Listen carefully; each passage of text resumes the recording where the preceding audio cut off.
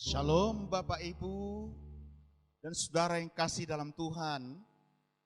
Kita bersyukur kepada Tuhan pada hari ini kembali kita beribadah kepada Tuhan melalui online. Percayalah Bapak Ibu yang dikasih Tuhan,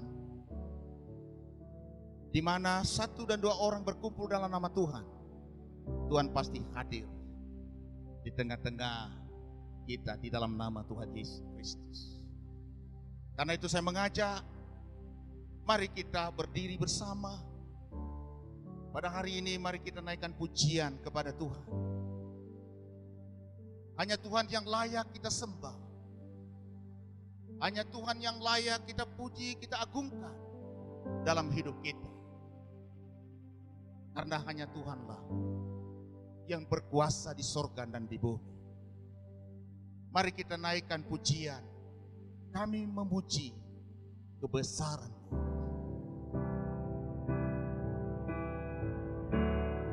Kami memuji kebesaran-Mu.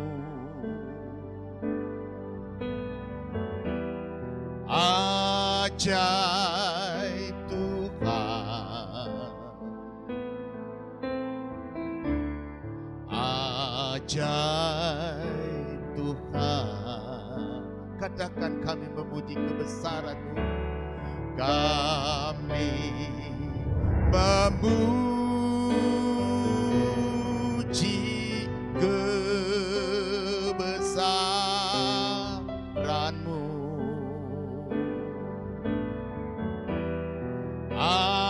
Ajaib Tuhan,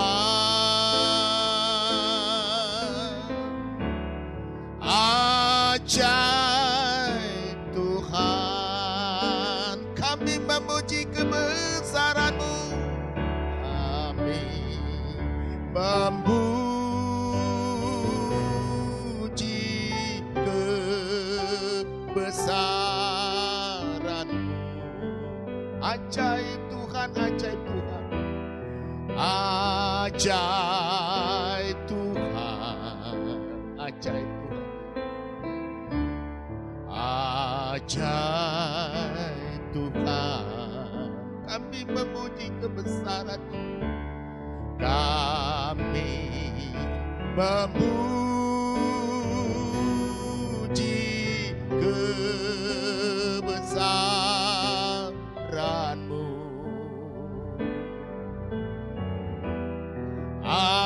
Ajaib Tuhan,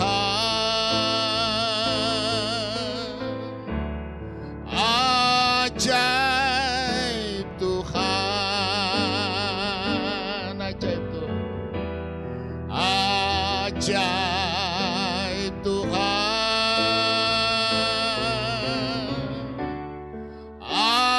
ajaib Tuhan.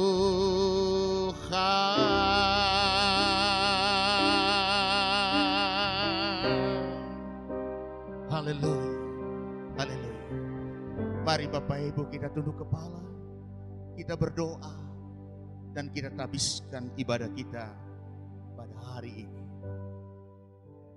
Ya Tuhan, oleh kasih dan anugerah-Mu yang begitu besar dan tidak pernah terlewatkan dalam kehidupan kami hingga pada saat ini, sekalipun kami, ya Tuhan, berada di tengah-tengah dunia, ya Tuhan, yang penuh dengan pencobaan, tantangan, rintangan, ya Tuhan.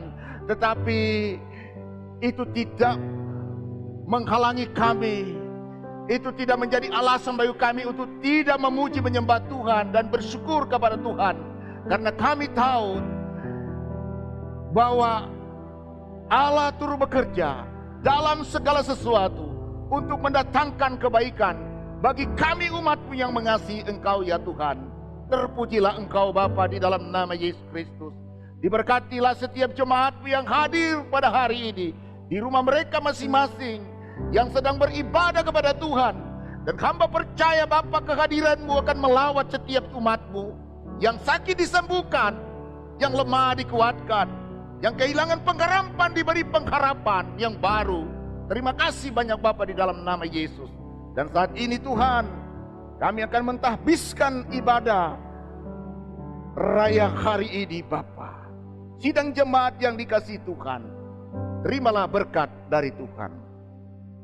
Bahwa pertolongan dalam ibadah ini datangnya dari Allah yang menciptakan langit dan bumi, dan yang tidak pernah meninggalkan ciptaan tangannya.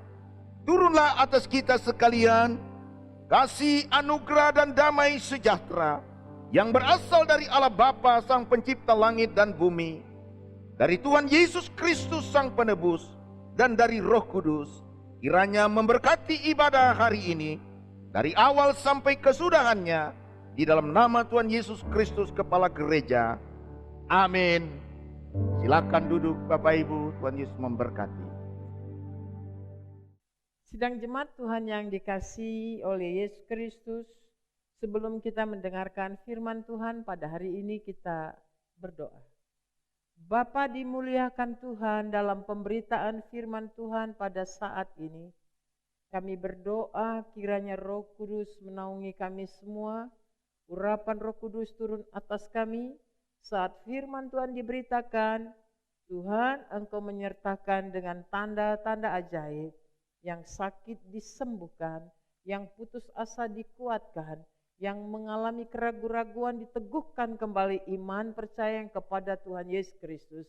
Kami sungguh siap mendengarkan firman-Mu. Berbicaralah kepada kami sekalian, kami mau mendengarkan firman-Mu. Dalam nama Tuhan Yesus Kristus kami sudah berdoa.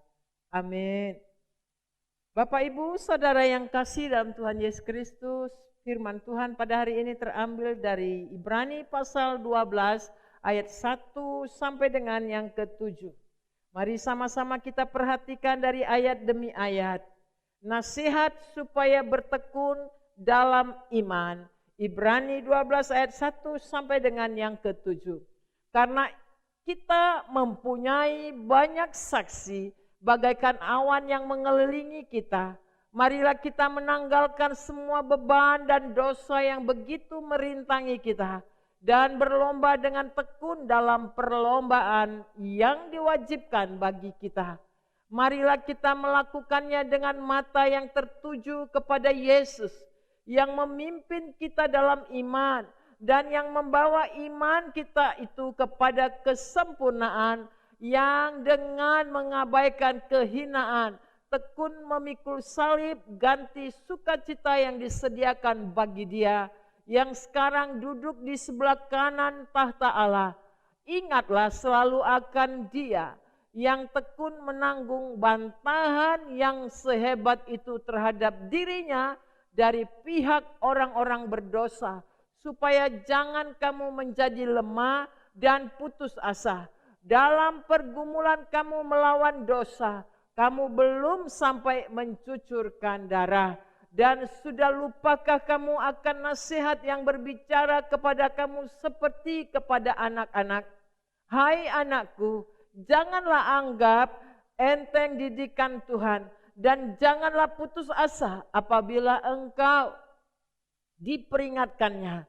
Karena Tuhan menghajar orang yang dikasihinya, dan Ia menyesa orang yang diakuinya sebagai anak. Jika kamu harus menanggung ganjaran, Allah memperlakukan kamu seperti anak. Di manakah terdapat anak yang tidak diajar oleh ayahnya? Sedemikian jauh kita sudah mendengarkan pembacaan firman Tuhan. Berbahagialah kita yang mendengar, lebih berbahagia lagi kalau kita menjadi pelaku-pelaku firman Tuhan. Tema firman Tuhan buat kita sekalian, proses pengudusan. Bapak Ibu Saudara yang kasih dalam Tuhan Yesus Kristus, sangat seringkali dilupakan bahwa tujuan Tuhan Yesus memanggil saya dan Bapak Ibu untuk percaya kepadanya supaya kita hidup kudus. Karena ayat yang ke-14 dikatakan oleh ayat firman Tuhan, demikian, berusahalah hidup damai dengan semua orang dan kejarlah kekudusan. Sebab tanpa kekudusan tidak seorang pun akan melihat Tuhan. Jadi tanpa kekudusan tidak seorang pun dapat melihat Tuhan. Kalau kita membaca, mempelajari latar belakang pembacaan firman Tuhan ini, orang-orang Kristen pada saat itu mengalami satu tantangan penderitaan yang sangat berat. Mereka dicemooh, mereka diperlakukan dengan tidak adil, mereka dipermalukan di depan publik, dirampok hartanya, dan mereka ditangkap, disiksa, bahkan dibunuh. Itu tertulis di pasal yang ke-10 ayat 33 sampai dengan 35 dengan sangat jelas dijelaskan dari ayat-ayat ini. Baik waktu kamu dijadikan tontonan oleh cercaan dan penderitaan, maupun waktu kamu mengambil bagian dalam penderitaan mereka yang diperlakukan demikian. Ayat 34, memang kamu telah turut mengambil bagian dalam penderitaan orang-orang hukuman, dan ketika harta kamu dirampas, kamu menerima hal itu dengan sukacita. Sebab kamu tahu bahwa kamu memiliki harta yang lebih baik dan yang lebih menetap sifatnya. Sebab itu janganlah kamu melepaskan kepercayaanmu, karena besar upah yang menantinya. Jadi kita melihat Bapak Ibu, sangat menderita orang-orang Kristen pada saat itu. Tapi Bapak Ibu Saudara, mereka diperhadapkan dengan sebuah penderitaan bukan karena kejahatan mereka, tapi mereka mengalami penderitaan karena iman percaya mereka kepada Yesus Kristus. Secara manusiawi, mereka bisa protes sama Tuhan. Kenapa kami yang sudah sungguh-sungguh kepada Tuhan Yesus, kami mengalami penderitaan seperti ini?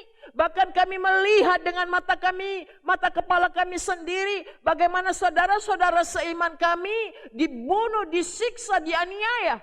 Tapi dikatakan oleh firman Tuhan, mereka menghadapi semua itu dengan penuh sukacita, karena harta mereka bukan berasal dari dunia ini. Harta mereka yang sesungguhnya ada di dalam kerajaan surga. Bapak Ibu Saudara, yang sering kali kita dengar sebuah pertanyaan adalah, kenapa saya yang sudah sungguh-sungguh percaya kepada Tuhan Yesus Kristus mengalami banyak penderitaan? Kenapa saya orang Kristen, anak Tuhan Yesus Kristus, percaya kepada Tuhan Yesus Kristus, penderitaan saya seolah-olah tidak pernah berhenti?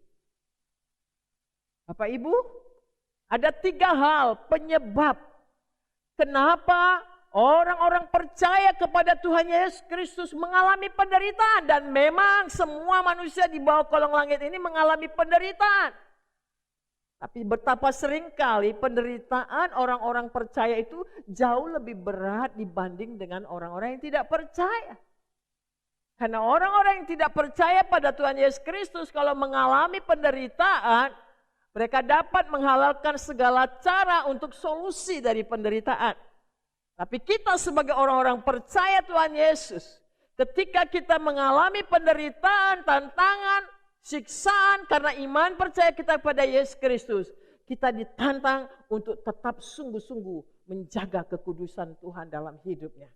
Bapak Ibu, ada 3 hal yang ditakuti oleh manusia di bumi ini. Apalagi di masa-masa COVID sekarang ini, kita melihat ada begitu pemandangan-pemandangan yang tidak menyenangkan.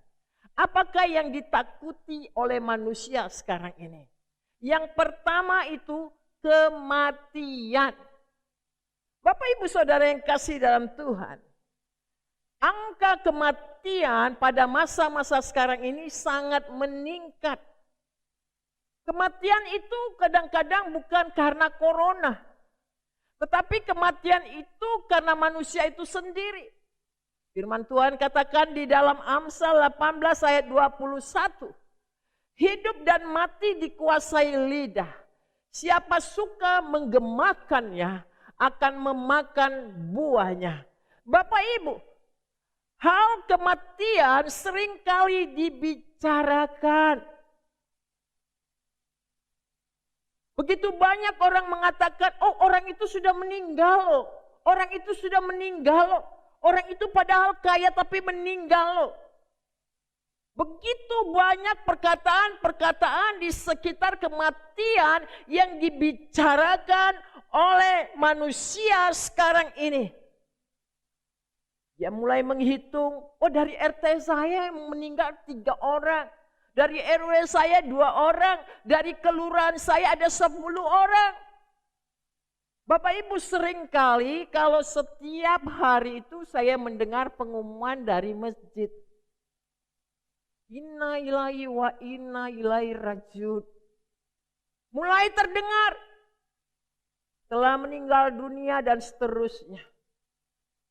Nah orang-orang yang takut kematian ini walaupun suara itu 10 kilometer, dia pasang itu telinganya sekencang-kencangnya untuk mendengar siapa lagi yang mati. Terus yang dibicarakan tentang kematian. Untuk berita kematian, walaupun itu suaranya sayup-sayup, dia begitu seksama mendengarkan berita tentang kematian. Tapi untuk mendengarkan firman Tuhan, telinganya jadi budek. Bapak Ibu Saudara, kita melihat setiap hari membicarakan soal kematian. Konsentrasi pikiran tertuju kepada kematian. Kalau ambulan lewat, waduh siapa lagi kematian. Malam mau tidur, gelisah. Mikiri orang-orang yang sudah meninggal dunia. Bukankah Bapak Ibu, betapa sering kali kita terus berpikir dan membicarakan soal kematian. Sehingga membuat kita mengalami ketakutan. Hidup dan mati kita itu ditentukan sama Tuhan. Kalau sudah waktunya meninggal, ya meninggal. Sehingga kita melihat Bapak Ibu Saudara, kematian begitu banyak orang bukan karena corona, tapi karena begitu sering kali dia membicarakan, memberitakan angka-angka kematian dan pada akhirnya apa yang dia ucapkan itu terjadi pada dirinya. Ini pertama yang ditakuti oleh manusia, yaitu tentang kematian. Yang kedua, yang ditakuti oleh manusia sekarang ini adalah ketakutan itu sendiri. Bapak Ibu Saudara yang kasih dalam Tuhan, tahukah kita bahwa ketakutan itu berasal dari mana? Ketakutan itu bukan berasal dari Roh Kudus, tapi ketakutan itu berasal dari neraka. Sebab firman Tuhan katakan 2 Timotius pasal 1 ayat yang ke-7, Tuhan tidak pernah memberikan kepada kita roh ketakutan, tetapi roh yang membangkitkan semangat, kasih dan tertipan. Jadi Bapak Ibu Saudara, iblislah yang senantiasa mengintimidasi kehidupan manusia. Supaya manusia mengalami ketakutan. Ketakutan tentang masa depan. Ketakutan di PHK. Ketakutan terhadap kesehatannya. Ketakutan dan terus takut dan takut. Tahukah kita kalau kita mengalami ketakutan, sesungguhnya imun kita menjadi lemah. Akhirnya Bapak Ibu Saudara, imun kita menjadi lemah, limfosit atau bagian dari sel darah putih yang berfungsi melawan bakteri, yang berfungsi melawan virus, yang berfungsi melawan infeksi, itu menjadi lemah. Sehingga imun kita menjadi lemah. Sehingga pada waktu ada komorbid, penyakit bawaan itu menjadi kambuh. Jadi banyak orang sekarang ini meninggal dunia bukan karena virus corona, tapi karena ketakutanlah yang membuat komorbidnya atau penyakit bawaannya, penyakit lambung, jantung, umat semuanya karena ketakutan. Oleh karena itu Bapak Ibu Saudara yang kasih dalam Tuhan, jangan takut. Di dalam Alkitab ada 365 kali Yesus katakan, Jangan takut, jangan khawatir, jangan gelisah. Artinya apa? Kalau 365 kali dikatakan jangan takut, jangan khawatir, jangan gelisah, jangan bimbang. Itu artinya setiap hari firman Tuhan mengajarkan kepada kita supaya kita tidak boleh takut. Yang ketiga, apa yang ditakutkan oleh manusia? Kemiskinan. Manusia takut miskin. Sehingga kita melihat karena manusia takut miskin, manusia semakin beringas. Manusia semakin ganas. Tidak lagi punya belas kasihan. Manusia semakin serakah. Manusia semakin tamak. Manusia mulai menghalalkan berbagai macam cara. Yang penting dapat uang. 1 Timotius pasal 6 ayat yang ke-10. Firman Tuhan katakan, karena akar segala kejahatan ialah cinta uang. Sebab oleh memburu uanglah beberapa orang telah menyimpang dari iman dan menyiksa dirinya dengan berbagai duka. Jadi Bapak Ibu kita melihat, karena manusia takut kemiskinan, akhirnya manusia itu menyimpang dari iman, menghalalkan segala cara, korupsi, mencuri, menipu. Yang penting dia mendapatkan uang. Untuk apa dia mendapatkan uang? Karena manusia itu takut miskin. Oleh karena itu Bapak Ibu Saudara yang kasih dalam Tuhan, inilah yang terjadi masa-masa sekarang ini menimpa kehidupan manusia. Tapi saya percaya Bapak Ibu sekalian tidak lagi takut. Bapak Ibu tidak lagi takut kematian. Bapak Ibu tidak lagi takut kemiskinan. Karena segala perkara dapat kita tanggung di dalam Yesus Kristus yang beri kekuatan bagi kita. Amin Bapak Ibu. Nah saat ini kita tadi telah membaca dalam Ibrani pasal 12. Mengapa orang percaya pada Yesus Kristus mengalami penderitaan? Apa tujuan Tuhan mengizinkan penderitaan dialami oleh orang-orang percaya? Yang pertama, mengapa orang percaya pada Yesus mengalami penderitaan? Karena dosa. Di ayat yang ke-1 Ibrani pasal 12 tadi dikatakan oleh firman Tuhan, karena kita mempunyai banyak saksi bagaikan awan yang mengelilingi kita, marilah kita menanggalkan semua beban dan dosa yang begitu merintangi kita.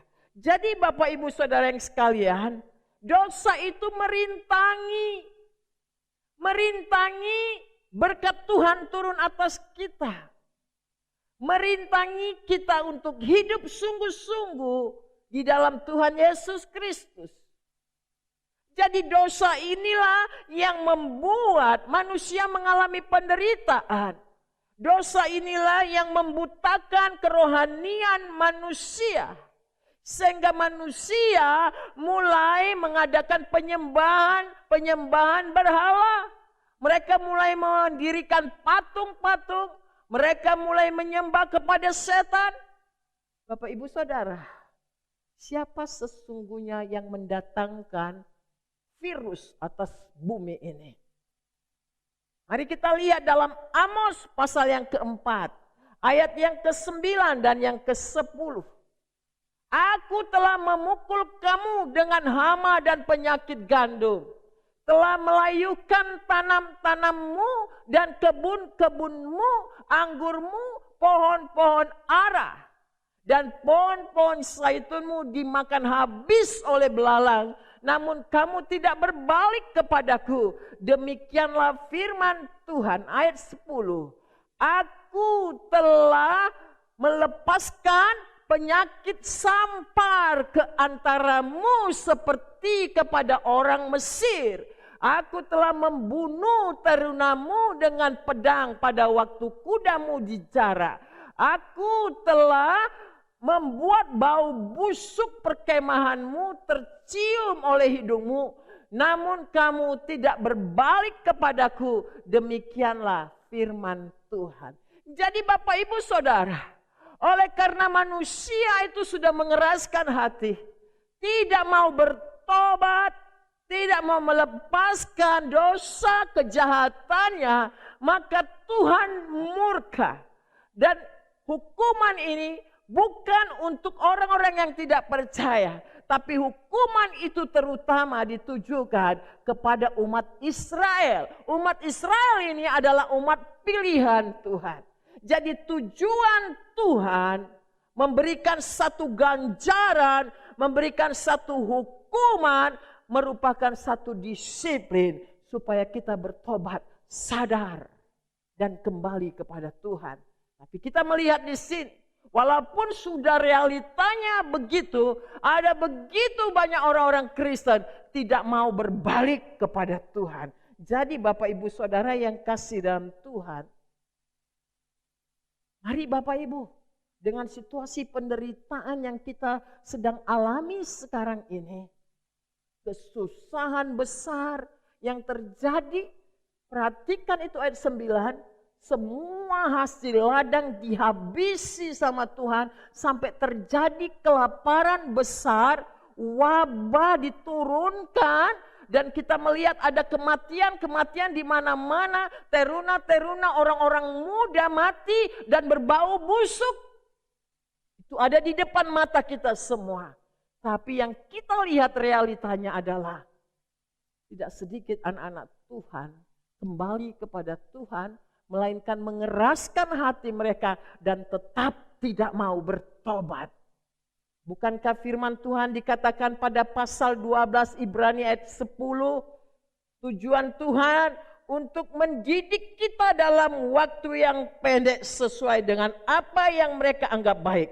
Tetapi Dia mengajar kita untuk kebaikan kita supaya kita beroleh bagian dalam kekudusannya.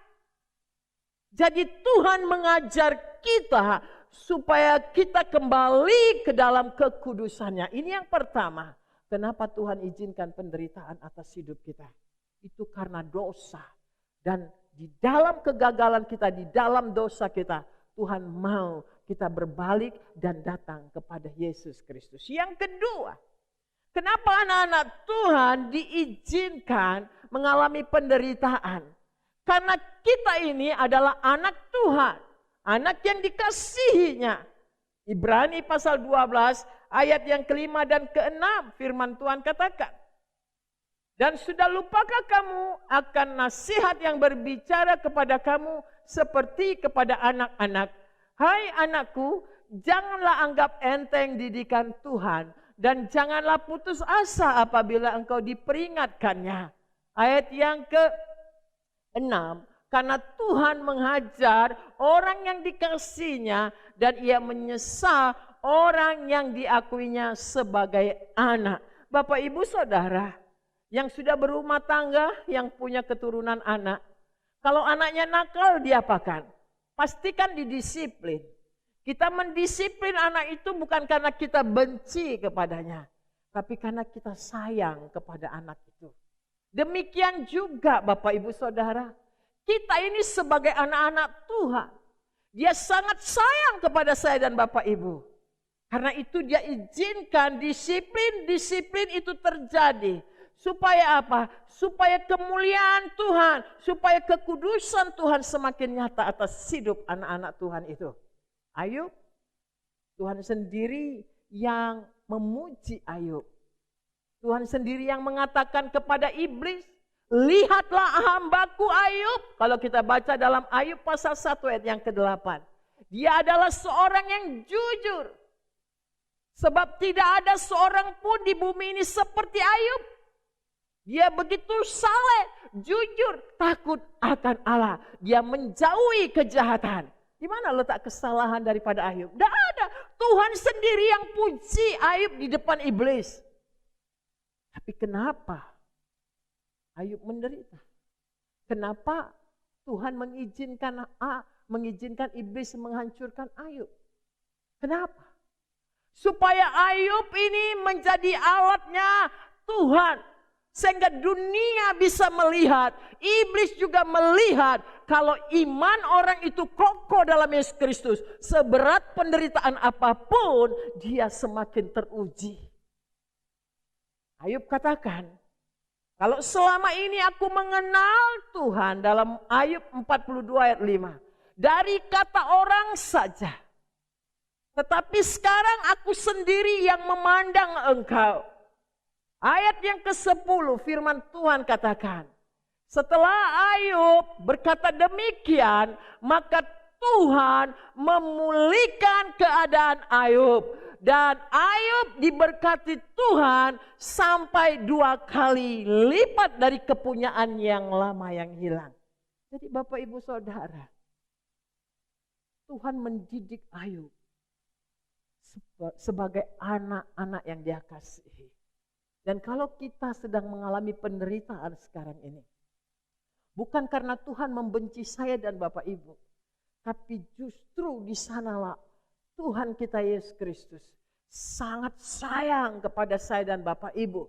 Dia mau mendisiplin kita supaya hidup kita lagi lebih sungguh-sungguh kepada Dia. Dan hidup kita akan menjadi berkat buat orang lain. Sehingga orang lain melihat anak-anak Tuhan itu sangat teruji. Dan pada akhirnya begitu banyak manusia sampai dengan sekarang ini bermiliar-miliar manusia sangat diberkati oleh kehidupan Ayub.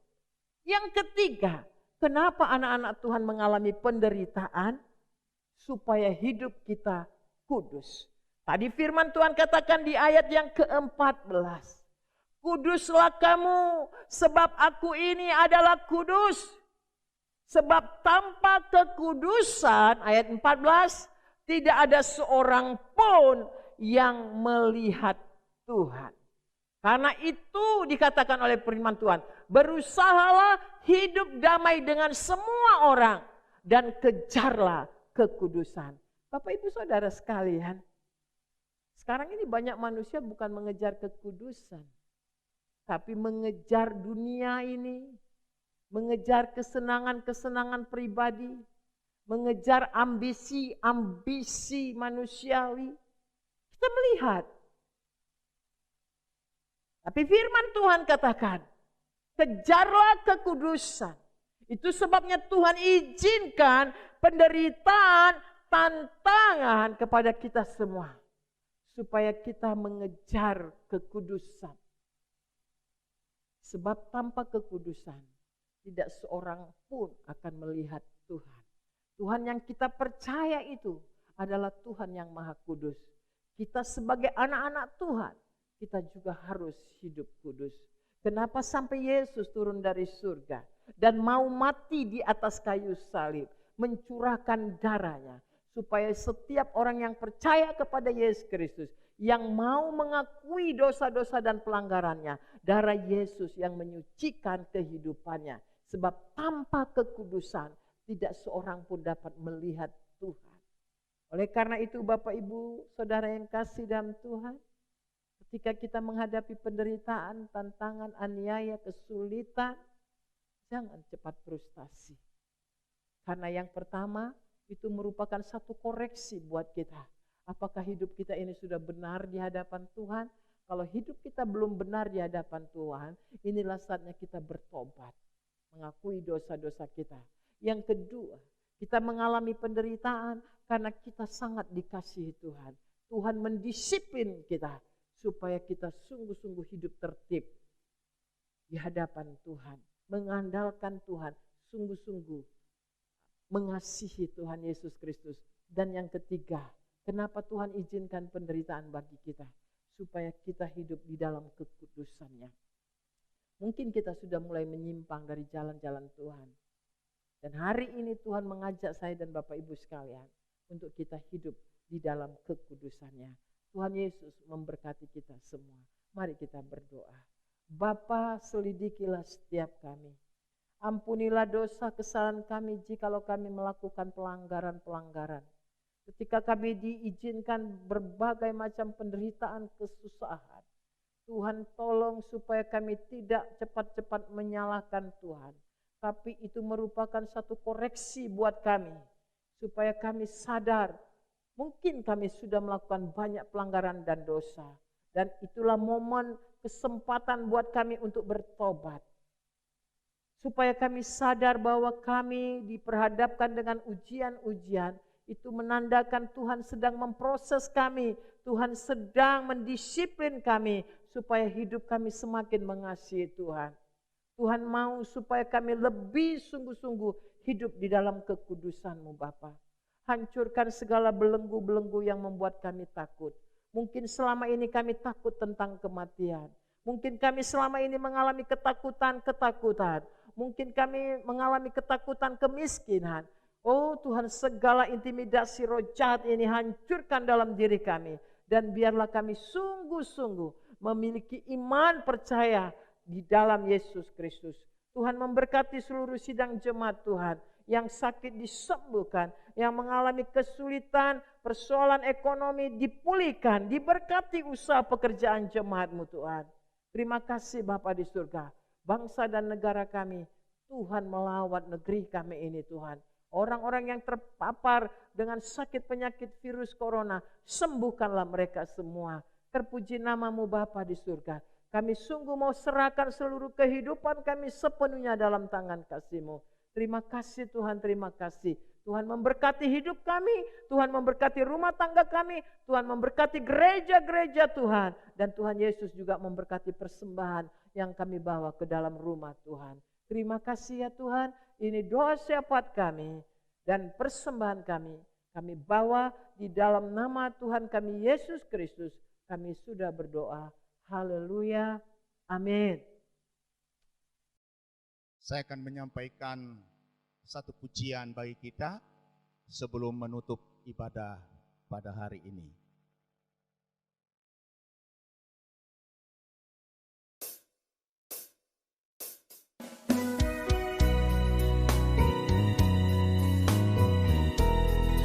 Bapak Ibu sidang jemaat yang dikasih Tuhan, sekalipun banyak cobaan tantangan yang ada, mari kita datang pada Tuhan. Serahkanlah hidupmu padanya, serahkanlah seluruh persoalanmu,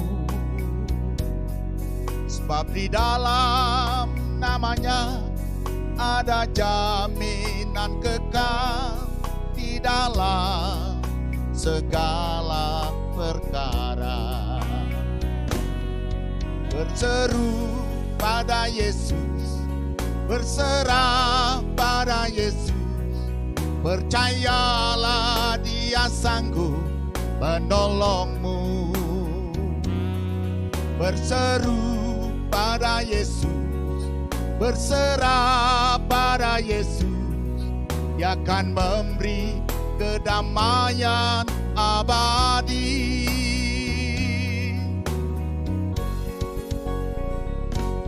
Bapak Ibu, seberat apapun masalah yang kita hadapi dalam hidup ini, tetaplah berseru kepada Yesus, berserah kepada Yesus, sebab hanya di dalam nama Yesus ada pengharapan, hanya di dalam nama Yesus ada kepastian, hanya di dalam nama Yesus ada pemulihan, hanya di dalam nama Yesus ada kesembuhan dan mujizat. Haleluya, amin.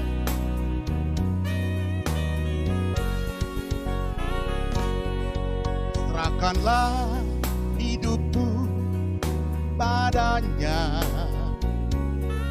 serahkanlah seluruh persoalanmu, sebab di dalam namanya ada jaminan kekal di dalam segala perkara. Berseru pada Yesus, berserah pada Yesus, percayalah Dia sanggup menolongmu. Berseru pada Yesus, berserah pada Yesus, Dia akan memberi kedamaian abadi.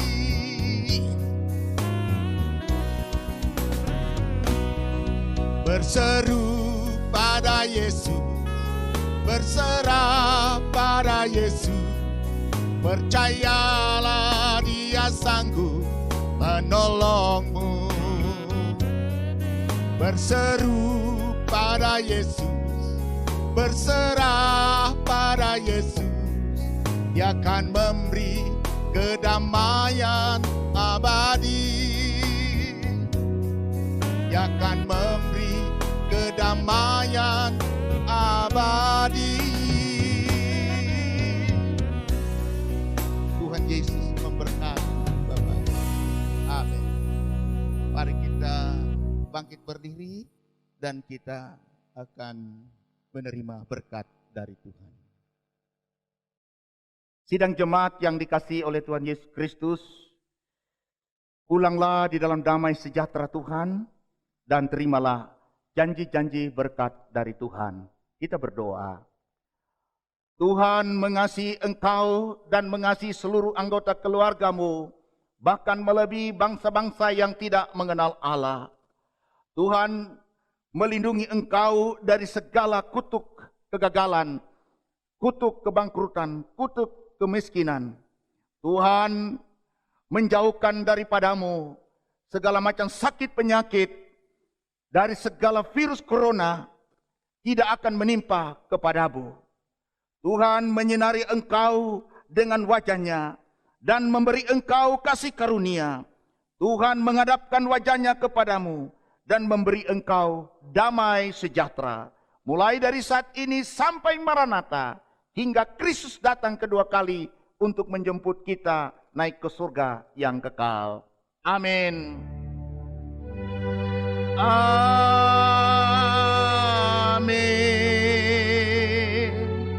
Amin.